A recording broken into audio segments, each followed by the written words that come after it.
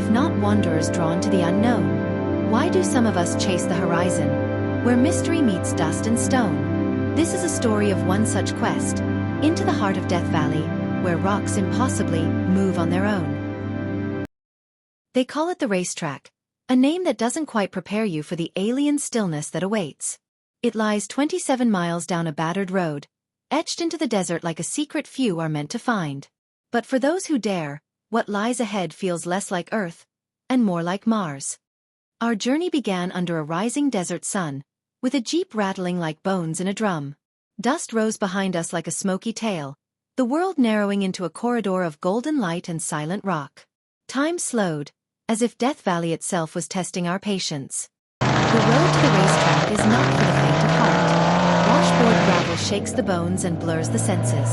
But each bump brought us closer to legend. Halfway through, we arrived at Tea Kettle Junction, a crossroads festooned with rusting kettles swinging in the dry wind.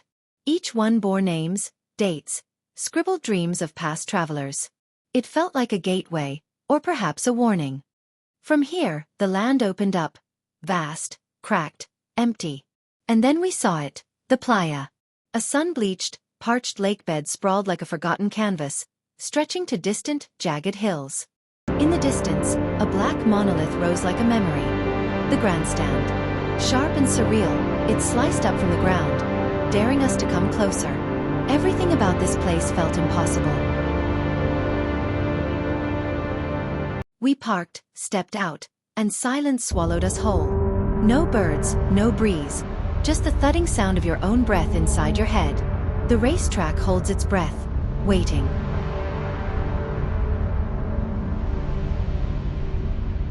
It's hard to describe what it feels like to step onto a lake that hasn't seen water in decades. The cracked earth beneath your boots feels brittle, ancient. Every step feels like a violation, and a reverence. Then you see them. Small, unassuming rocks, with trails behind them. Long, winding scars across the earth, as if they'd woken in the night and fled. Some tracks are straight. Some curve and twist like the thoughts of a madman. The rocks, though still now, whisper of movement, of migration, of silent journeys made under invisible forces. No one has ever seen them move. That's the mystery. That's the hook.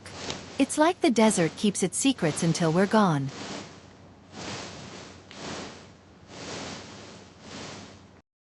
Geologists call them sailing stones. Stones with rough bottoms travel straight. Smooth ones drift like drunk dancers.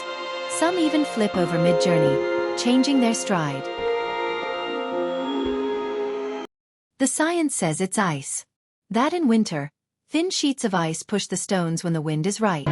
But standing here under the sun, that explanation feels almost too neat.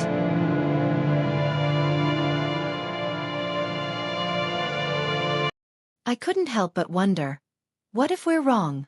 What if something older than science lives in this place? Something that only wakes when the world isn't watching. We headed toward the grandstand, the black rock formation jutting up like the spine of a fossilized beast. It's a short walk, quarter mile, maybe, but the heat stretches it. Your mind begins to play tricks. We headed toward the grandstand, the black rock formation jutting up like the spine of a fossilized beast. It's a short walk, quarter mile, maybe, but the heat stretches it. Your mind begins to play tricks. Climbing the grandstand gave us a 360-degree view of the playa. From above, the racetrack looked like a puzzle. Paths crossing, looping, veering suddenly. Were the rocks chasing something? Running from something? From that height, time felt slippery. You see the world not as it is, but as it was. And maybe as it wants to be again. We descended in silence, sobered by the scale of it all. This wasn't just geology. It was theater.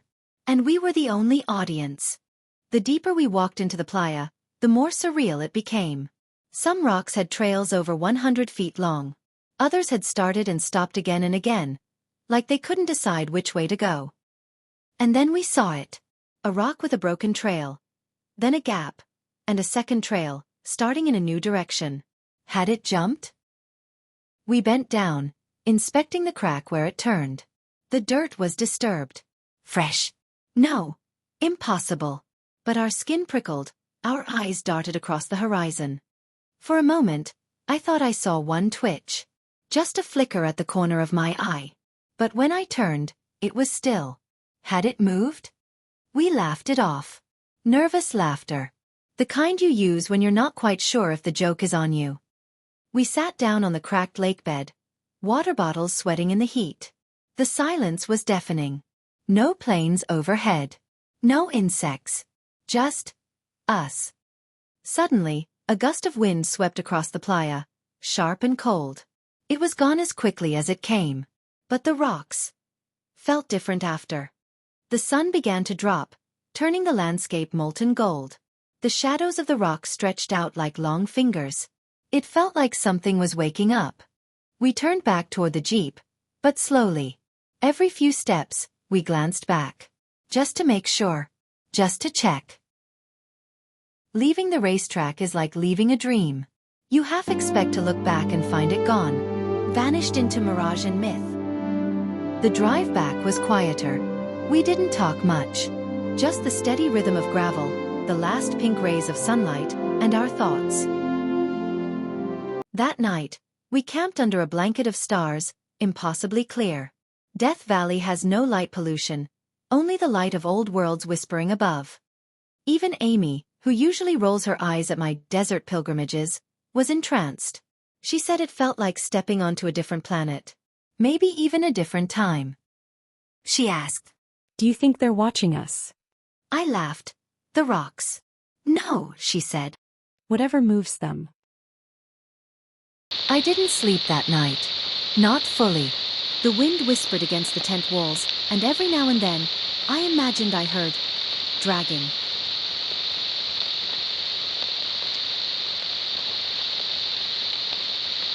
The next morning, we looked through our photos. One shot caught my attention. A rock with no trail behind it.